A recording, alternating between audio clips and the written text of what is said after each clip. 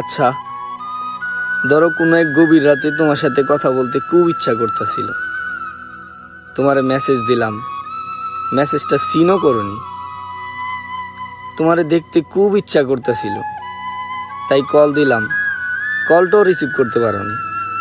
পরদিন সকালবেলা ওইটা তুমি দেখলা, আমার দেওয়া একটা মেসেজ, আমার দেওয়া একটা মিসড কল, তারপরও তুমি কোনো রিপ্লাই দাওনি।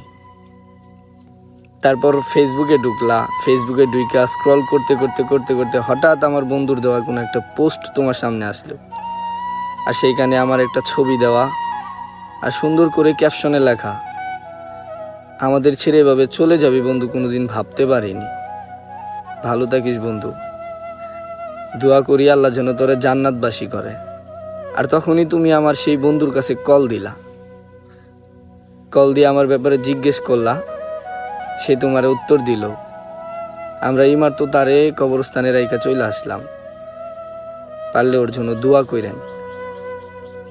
তারপর তোমার এই অনুভূতিটা কেমন হইব আমার না খুব জানতে ইচ্ছা করে, একটু বলবা?